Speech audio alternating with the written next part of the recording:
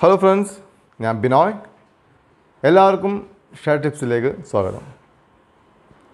100 രൂപയിൽ താഴെ കിടക്കുന്ന ഒരു potential multi bagger banking stock, ഒരു ജെം എന്ന് വേണമെങ്കിൽ അതിനെ പറയാം. റീറ്റെയിലേഴ്സിന് കിട്ടാവുന്ന ഏറ്റവും വലിയ ചാൻസാണത് എക്യുമുലേറ്റ് ചെയ്യാനുള്ളത്. ഒരുപാട് പ്രാവശ്യം പറഞ്ഞ സ്റ്റോക്ക് തന്നെയാണ് IDFC First bank. Last quarter result വന്നപ്പോൾ സ്റ്റോക്ക് 5-6% കറക്റ്റ് ചെയ്ത് 78 rupees 78.50 ഇപ്പം ട്രേഡ് ചെയ്തുകൊണ്ട് നിൽക്കുന്നത്. 78 രൂപ 50 റേഞ്ചിലാണ് ട്രേഡ് ചെയ്തുകൊണ്ട് നിൽക്കുന്നത്. ഇന്നലെ ഒരു നല്ലൊരു കറക്ഷനാണ് IDFC ഫസ്റ്റ് ബാങ്കിൽ കണ്ടത്. ആക്ച്വലി ഇതൊരു ഗ്രേറ്റ് ചാൻസ് ആക്കിയിട്ടാണ് മാറ്റേണ്ടത്.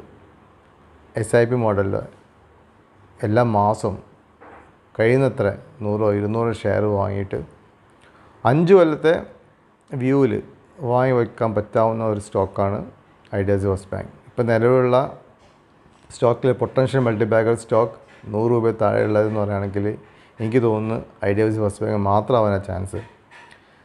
പെന്നി സ്റ്റോക്ക് അല്ലാത്ത ഒരു റെപ്യൂട്ടഡ് ബിസിനസ്സുള്ള ഒരു കമ്പനി. ആക്ച്വലി നമ്മൾ മൾട്ടിബാഗർ സ്റ്റോക്ക് ഐഡൻറ്റിഫൈ ചെയ്യുന്ന സമയത്ത് ചില സമയങ്ങളിൽ അത് കയറില്ല. റീറ്റെയിലേഴ്സ് ആപ്പാട് കൺഫ്യൂസ്ഡ് ആവും. ഇത്രയും നല്ല റിസൾട്ട് ഉണ്ടായിട്ടും ഇത്രയും നല്ലൊരു എല്ലാവരും പൊട്ടൻഷ്യൽ മൾട്ടിബാഗർ പറഞ്ഞിട്ടും എന്തുകൊണ്ടാണ് ഈ സ്റ്റോക്ക് കയറുന്നില്ല എന്നത്. ഈ അവസരങ്ങളിൽ ഒരുപാട് മാസങ്ങൾ കയ്യിൽ ഹോൾഡ് ചെയ്തിട്ട് മൊമെൻറ്റം കാണാത്തതുകൊണ്ട് വിറ്റ് മാറും റീറ്റെയിൽ ഇൻവെസ്റ്റേഴ്സ്. അതേ സമയത്ത് FIOസും DIOസും ഒക്കെ തന്നെ ഈ സാഹചര്യം യൂട്ടിലൈസ് ചെയ്യാനാണ് ശ്രമിക്കുന്നത്. മാക്സിമം അതിനെ വാങ്ങിക്കൂട്ടാൻ വേണ്ടി ശ്രമിക്കും. അതിന് ബെസ്റ്റ് എക്സാമ്പിൾസ് ഇഷ്ടംപോലെ കമ്പനീസ് ഉണ്ടായിരുന്നു. RVNൽ തന്നെ എടുക്കുകയാണെങ്കിൽ 30-35 രൂപയിൽ അത് കയറാണ്ട് കിടക്കുകയാണ്. എല്ലാ വിധത്തിലും പോസിറ്റീവായിട്ടും കയറുന്നില്ല. ഈ സാഹചര്യങ്ങളിൽ ഒരുപാട് റീറ്റെയിലേഴ്സ് 5 രൂപ 10 രൂപ കിട്ടിയപ്പോൾ കൊടുത്ത് മാറിയ റീറ്റെയിലേഴ്സ് ഉണ്ട്. അതേസമയത്ത് അത് FIOസിൻ്റെ കയ്യിലേക്കും DIOസിൻ്റെ കയ്യിലേക്കാണ് സ്റ്റോക്ക് പോയത്.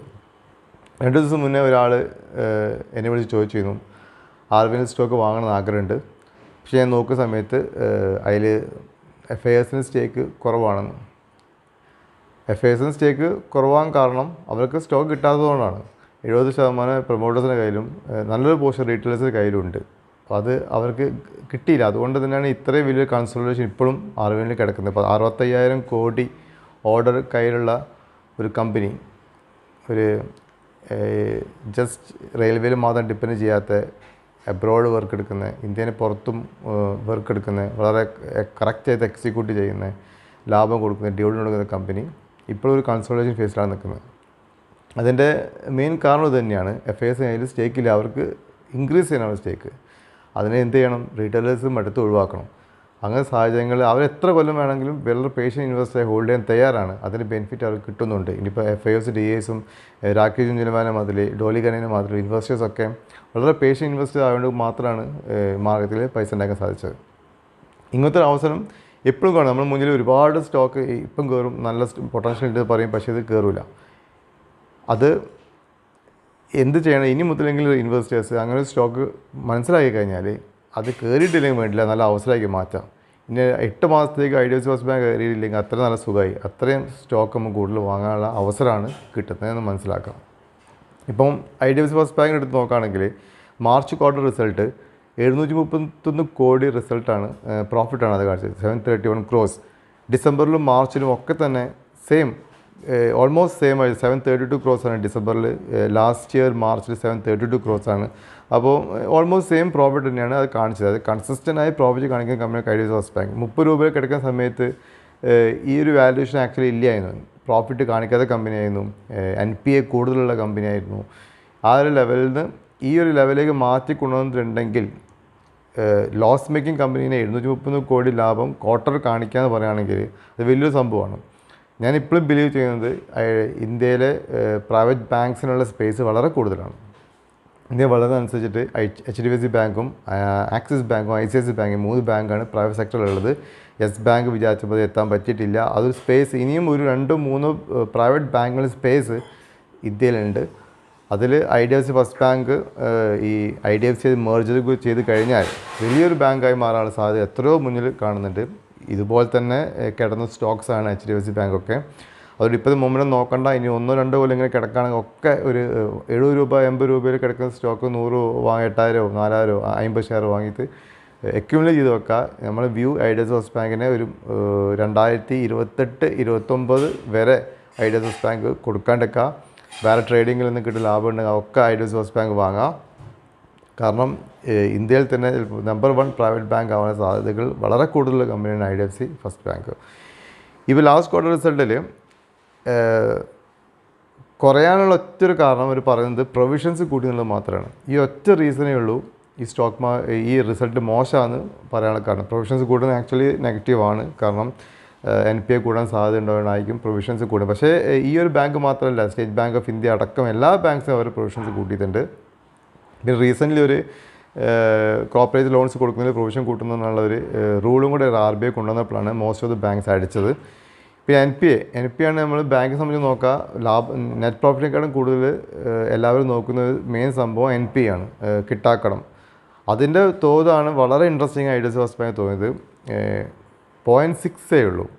2.34 നിന്ന് കുറഞ്ഞിട്ട് മാർച്ച് മുതൽ 0.68 കഴിഞ്ഞ ക്വാർട്ടർ 0.68 ആയിരുന്നു. ഇത് 0.60 ആയിരുന്നു. അപ്പം പ്രോഫിറ്റ് വൈസിൽ കമ്പനി ലാഭത്തിലാണ്, NPA വൈസിൽ കമ്പനി ലാഭത്തിലാണ്, പെർഫോമൻസ് വൈസിൽ കമ്പനി നല്ലതാണ്. അവരെ കോർപ്പറേറ്റ് ലോൺസ് കമ്പനി റീറ്റെയിൽ ലോൺസാക്കി മാറ്റുന്നതിൽ സക്സസ്ഫുള്ളാണ്. ഡിപ്പോസിറ്റ്സ് മാർച്ചിൽ നിന്ന് 16,444 കോടിയുള്ളത് 1,44,440 കോടിയുള്ളത് 2,570 കോടിയെ ഡിപ്പോസിറ്റ് കൂടി. എല്ലാ സൈഡിലും ഫേവറബിളാണ്. ഓൺലി നെഗറ്റീവ് പറയുന്നത് പ്രൊവിഷൻസ് കഴിഞ്ഞ ഡിസംബറിൽ 659 കോടിയുള്ളത് 722 കോടിയാക്കി പ്രൊവിഷൻസ് മാറ്റി വെച്ചിട്ടുണ്ടല്ലോ. അത് മാത്രം കൊണ്ട് ഒരു സ്റ്റോക്ക് അടിക്കേണ്ട ഒരു ആവശ്യമില്ല. ഇതൊരു അവസരമൊക്കെ മാറ്റാം, കൂടുതൽ സ്റ്റോക്ക് വാങ്ങിക്കൂട്ടാം. നമ്മൾ മനസ്സിലാക്കിയ സ്റ്റോക്ക് ഫണ്ടമെൻ്റൽ നല്ല സ്റ്റോക്കാണ്, മൾട്ടിപാക്ക് സ്റ്റോക്ക് മനസ്സിലാക്കി കഴിഞ്ഞാൽ ആ സ്റ്റോക്ക് കയറുന്നില്ലെങ്കിൽ അതിൽ ഒരുപാട് ഓപ്പറേറ്റീവ്സൊക്കെ കളിക്കുന്നുണ്ടാവും ആ ഒരു സ്റ്റോക്ക് പ്രൈസ് പിടിച്ചേക്കാൻ വേണ്ടിയിട്ട്.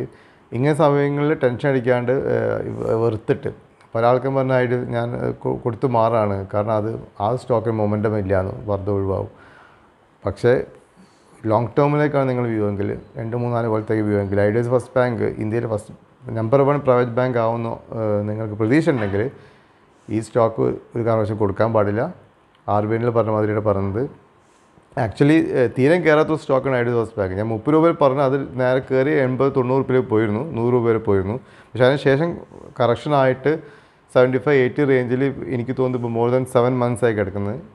ഇതെല്ലാ മാസം വാങ്ങണം. ഞാൻ പേഴ്സണൽ ഇൻട്രസ്റ്റുള്ള സ്റ്റോക്കാണ്. ഞാൻ എല്ലാ മാസം SIP ചെയ്ത് വാങ്ങുന്ന സ്റ്റോക്കാണ് IDFC ഫസ്റ്റ് ബാങ്ക്. സോ ഈ ഒരു മൾട്ടി ബാഗ് സ്റ്റോക്കിൽ ഇൻവെസ്റ്റ് ചെയ്യാൻ കിട്ടുന്ന അവസരം മിസ്സാക്കാണ്ട് നോക്കാം. ഓക്കെ, ഇപ്പോൾ പ്രസൻറ്റ് പ്രൈസ് ഇപ്പം 78.50 ആണ്. അത് ലോങ് ടേം ടാർഗറ്റ് നമ്മൾ 250-300 തന്നെ 5 കൊല്ലം കൂടി പോകാൻ സാധ്യതയുള്ള കമ്പനിയാണ്.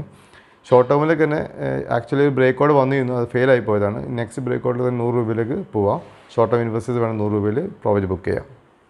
സോ ആസ് യൂഷ്വൽ ഞാനൊരു SEBI രജിസ്റ്റേർഡ് അനലിസ്റ്റ് അല്ല. അതുകൊണ്ട് തന്നെ നിങ്ങൾ സ്വന്തം പഠിക്കുക, അല്ലെങ്കിൽ നിങ്ങൾക്ക് ആരെങ്കിലും അഡ്വൈസേഴ്സ് ഉണ്ടെങ്കിൽ അവരോട് ചോദിച്ച് മനസ്സിലാക്കിയിട്ട് മാത്രം സ്റ്റോക്കിൽ ഇൻവെസ്റ്റ് ചെയ്യുക. പുതുതായിട്ട് ആരെങ്കിലും വീഡിയോ കാണുന്നുണ്ടെങ്കിൽ സബ്സ്ക്രൈബ് ചെയ്യുക, ലൈക്ക് ചെയ്യുക, കമൻറ്റ് ചെയ്യുക. Thank you very much.